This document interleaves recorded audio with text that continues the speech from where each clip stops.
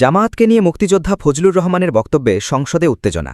বিএনপির সংসদ সদস্য ও বীর মুক্তিযোদ্ধা ফজলুর রহমানের এক বক্তব্যে উত্তেজনা ছড়াল সংসদে। প্রায় 10 মিনিট অচল থাকল আইনসভার কার্যক্রম। কোনো মুক্তিযোদ্ধা এবং মুক্তিযোদ্ধা পরিবারের কেউ জামায়াতে ইসলামী করতে পারে না, কোনো শহীদ পরিবারের কেউ জামায়াত করতেই পারে না, করলে এটা ডাবল অপরাধ। ফজলুর রহমানের এই বক্তব্য ঘিরে দেখা দেয় উত্তেজনা। বিরোধী দলের সদস্যরা হইচই শুরু করলে সরকারি দলের সদস্যরাও প্রতিবাদ জানান। স্পিকার হাফিজ উদ্দিন আহমদ কাউকে নিবৃত করতে পারছিলেন না। এক পর্যায়ে তিনি দাঁড়িয়ে যান।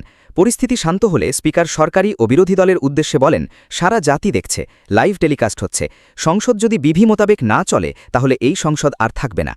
সদস্যদের কর্মকাণ্ডে শিশুরাও লজ্জা পাবে বলে মন্তব্য করেন স্পিকার।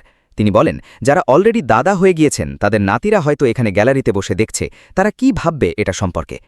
দিনের কার্যসূচি অনুযায়ী আজ মঙ্গলবার বিকেল ৩টায় স্পিকার হাফিজ উদ্দিন আহমদের সভাপতিত্বে সংসদের অধিবেশন শুরু হয়। ফজলুর রহমান রাষ্ট্রপতির ভাষণে ধন্যবাদ প্রস্তাবের ওপর আলোচনায় অংশ নিয়ে মুক্তিযুদ্ধ প্রসঙ্গে বক্তব্য দেন।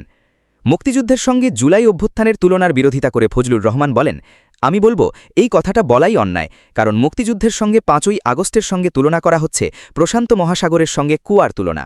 আমি বিরোধী দলের উদ্দেশ্যে বললাম, তারা বলেছিল কোনো মুক্তিযুদ্ধ হয়নি। সেই দিন মুক্তিযোদ্ধা হিসাবে আমি বলেছিলাম, এই আলবদরের বাচ্চারা এখনও কিন্তু ফজলুর রহমান জীবিত আছে। মুক্তিযুদ্ধ হয়েছে, মুক্তিযুদ্ধই সত্য, ৩০ লক্ষ মানুষ জীবন দিয়েছে, এটাও সত্য।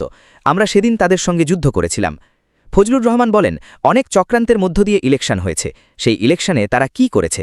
আজকে যারা আমার ডান দিকে অর্থাৎ বিরোধী দল বসে আছে তারা কি করেছে? তারা যা করেছে সেটা কল্পনা করার মতো না। সেই চক্রান্তের ভেতর দিয়ে যখন তারা প্রচার করতে শুরু করল ২/৩ ভোট পেয়ে তারা পাশ করবে, আমি ফজলুর রহমান বলেছিলাম, জামায়াত জোট যদি ২/৩ পায় তাহলে আমি বিষ খাব। তারা কখনো যুদ্ধে জয়লাভ করতে পারে না, রাজনৈতিক যুদ্ধে। তাদের পূর্বপুরুষ বাংলাদেশ চায়নি। যতদিন রয়্যাল বেঙ্গল টাইগার বেঁচে থাকবে ততদিন রাজাকার এদেশে কখনো জয়লাভ করতে পারবে না। এ সময় বিরোধী দলের সদস্যরা হইচই শুরু করলে ফজলুর রহমান স্পিকারের কাছে আরও ৫ মিনিট সময় চান। স্পিকার ৩ মিনিট সময় বাড়িয়ে দেন। ফজলুর রহমান বলেন, আমার বক্তব্যের পরে বলবে আমরা কি মুক্তিযুদ্ধ করি নাই? যেমন বিরোধী দলের নেতা বলেন, উনাকে আমি অসম্মান করি না, সবসময় মাননীয় বলে কথা বলি, কিন্তু উনার দলের লোকজন এখানে বসে আছে, তারা আমাকে ফজা পাগলা বলে কথা বলে, তারা নাকি সভ্য, তারা ইসলাম। এ সময় অধিবেশন কক্ষের সবাই হেসে ওঠেন। এক পর্যায়ে ফজলুর রহমানের কাছে স্পিকার জানতে চান, আপনাকে কেউ ফজা পাগলা এই ধরনের উক্তি করেছে? এরকম সংসদে কেউ বলে নাই তো, আপনি কেন নিজের? ফজলুর রহমান বলেন, আমি যে কথাটা বলতে চেয়েছিলাম, বিরোধী দলের নেতা বলেছেন উনি মুক্তিযোদ্ধা পরিবারের লোক এবং উনি শহীদ পরিবারের লোক এবং উনি জামায়াতে ইসলাম করেন, এটা ডাবল অপরাধ। মুক্তিযোদ্ধা পরিবারের লোক কেউ জামায়াত করতে পারে না। এ সময় ব্যাপক হইচই শুরু করেন বিরোধী দলের সদস্যরা। স্পিকার তখন সংসদের শৃঙ্খলা রক্ষা করতে সবাইয়ের প্রতি আহ্বান জানান।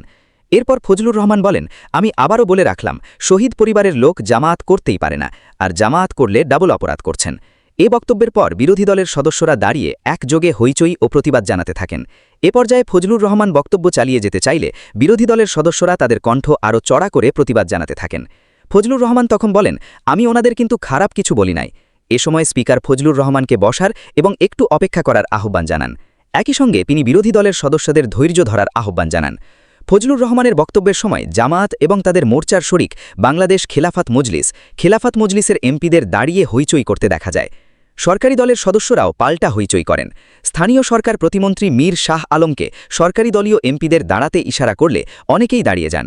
অন্যদিকে স্বরাষ্ট্রমন্ত্রী সালাহুদ্দিন আহমদ সবাইকে বসার অনুরোধ করতে দেখা যায়। পরে স্থানীয় সরকার প্রতিমন্ত্রী সবাইকে বসার অনুরোধ করেন। তবে ওই সংসদে উপস্থিত থাকা এনসিপির সংসদ সদস্য আবুল হাসনাত আবদুল্লাহ আল আমিন, আতিকুর রহমান মুজাহিদ বসেছিলেন। পরে পরিস্থিতি নিয়ন্ত্রণে স্পিকার হাফিজ উদ্দিন আহমদ নিজ আসন থেকে দাঁড়িয়ে পরিস্থিতি নিয়ন্ত্রণে আনার চেষ্টা করেন। পরে তিনি বসে পড়েন। এ সময় বিরোধী দল নেতা জামায়াতের আমির শফিকুর রহমান কিছু বলতে চাইলে স্পিকার তাকে বলেন, মাননীয় বিরোধী দল নেতা বসুন, আমি বললে তারপর আপনি বলুন। পরে স্পিকার ফজলুর রহমানকে ৩ মিনিট সময়ের মধ্যে বক্তব্য শেষ করার অনুরোধ করেন। তবে বিরোধীরা হইচই করতে থাকলে স্পিকার বলেন, মাননীয় সংসদ সদস্যবৃন্দ, সারা জাতি দেখছে, লাইভ টেলিকাস্ট হচ্ছে, সবাই আপনারা নির্বাচিত সদস্য, এখানে সবাই জনগণের ভোটে নির্বাচিত সদস্য। আমি প্রতিদিনই বলি যে রুলস অফ প্রসিডিয়ার বইটা একটু পড়েন। যদি এই সংসদ যদি বিধি মোতাবেক পরিচালিত না হয় এটি আর জাতীয় সংসদ থাকবে না। সরকারি দলের কোনো সদস্যের বক্তব্যে আপত্তি থাকলে পরবর্তীতে বক্তব্যের মাধ্যমে যুক্তি খণ্ডনের পরামর্শ দেন। স্পিকার বলেন, সংসদের স্পিকার যখন দাঁড়ায় তখন এটি অবশ্যই কর্তব্য, সবাই এখানে বসে পড়বেন। আমাকে তো আপনারাই স্পিকার বানিয়েছেন। সংসদের অভিভাবকের প্রতি যদি আপনাদের সম্মান না থাকে তাহলে জাতীয় সংসদের প্রতি মানুষের কোনো রেসপেক্ট থাকবে না আগামী দিনে। ফজলুর রহমানের বক্তব্যের পর বিরোধী দলের সদস্যদের সুযোগ দেবেন জানিয়ে তিনি বলেন, প্রয়োজন হলে টাইম বাড়িয়ে দেব, তার যুক্তি খণ্ডন করুন। তিনি যদি অসংসদীয় কোনো কথা বলে থাকেন সেটা আমরা পরীক্ষা করে এক্সপাঞ্জ বা সংসদের কার্যবিবরণী থেকে বাদ দেব, কিন্তু বক্তব্যের সময় তাকে ডিস্টার্ব করবে না। এরপর আবার বক্তব্য দেন ফজলুর রহমান। তিনি বলেন, ১৯৭১ সালের ১৪ই ডিসেম্বরকে পালন করা হয় শহীদ বুদ্ধিজীবী দিবস। সেই মুনির চৌধুরী, আব্দুল আলিম চৌধুরী, শহীদুল্লাহ কায়সার থেকে ধরে শত শত বুদ্ধিজীবীতে যারা হত্যা করেছিল তাদের বলা হয় আল বদর। সেই আল বদর বাহিনী কারা ছিল আপনারা জানেন? কিন্তু দুর্ভাগ্য, প্রথম দিন কিন্তু এইখানে কোনো বাতি ছিল না, আমি কিছু শুনতে পারি নাই। এই হাউজে প্রস্তাব হয়েছে তাদের ব্যাপারেও শোক প্রস্তাব হয়েছে। আমি একা হলেও এটার প্রতিবাদ করতাম, কিন্তু যেহেতু আমার দল এটা করছে আমি চুপ করেছিলাম। কথাটা খুব ক্লিয়ার। কিন্তু এই সংসদ সম্পর্কে আজকে না হলেও কালকে না হলেও পরশু, না হলে ইতিহাসে ভুল বার্তা যাবে যদি আমরা যুদ্ধাপরাধের ব্যাপারে শোক প্রস্তাব করি। জুলাই অভ্যুত্থানের সময় পুলিশ হত্যার বিচারের পক্ষেও মত দিয়ে বিএনপির এই সংসদ সদস্য বলেন, আমি মুক্তিযোদ্ধা কমান্ডার ছিলাম। ১৬ ডিসেম্বরের পরে শত শত রাজাকার আমার কাছে আত্মসমর্পণ করেছে। আমি কাউকে হত্যা করি নাই, সবাইকে জেলে পাঠিয়ে দিয়েছি। ৫ই আগস্টের পরে এত থানা লুট হয়েছে, পুলিশকে হত্যা করা হয়েছে, তখন তো পুলিশ যুদ্ধ করেনি, তারা তো নিরপরাধ। এত অস্ত্র গেল কোথায়? স্বরাষ্ট্রমন্ত্রী আমার নেতা। ৫ই আগস্টের পরে এত ঘটনা ঘটেছে, সেগুলো কোনো আইনে দায়মুক্তি হওয়ার কথা নয়। ৫ই আগস্টের পরে পুলিশ হত্যা হয়ে থাকে, থানা লুট হয়ে থাকে, সেটার জন্য তদন্ত হওয়া উচিত, দোষীদের বিচার হওয়া উচিত। ফজলুর রহমানের এমন বক্তব্যের সময় সরকারি দলের একাধিক সংসদ সদস্যকে বিরক্তি প্রকাশ করতে দেখা যায়।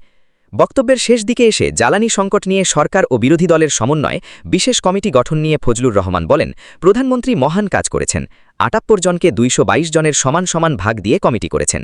সিরাজ উদ্দৌলা ও মোহাম্মদী বেগ কিন্তু এক নয়, মোহাম্মদী বেগ কিন্তু সিরাজ উদ্দৌলাকে হত্যা করেছে।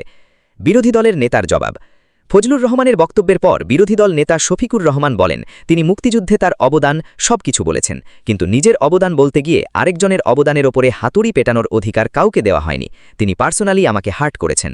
তিনি বলেছেন যে আমি বলে থাকি আমি শহীদ মুক্তিযোদ্ধা পরিবারের সদস্য, বলেই তিনি এটাকে চ্যালেঞ্জ করছেন।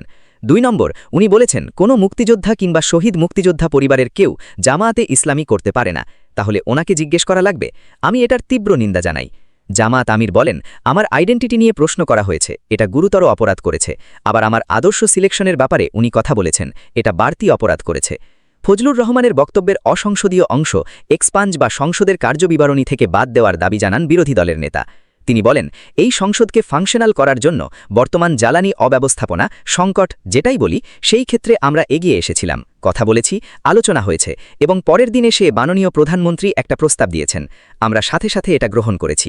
তিনি এটাকে শেষ পর্যন্ত কনক্লুশন রাখলেন কি দিয়ে? যার মগজ যেরকম তার কনক্লুশন সেরকম। তার মতো একজন প্রবীণ ব্যক্তির কাছ থেকে, রাজনীতিবিদের কাছ থেকে আমি এ ধরনের আচরণ আশা করি না। পরে ফজলুর রহমান আবার বক্তব্য দিতে চাইলে স্পিকার তাকে ফ্লোর না দিয়ে বলেন, এখন আর তো না বললেও চলে, আমরা সংসদ উত্তপ্ত হোক এরকম চাই না।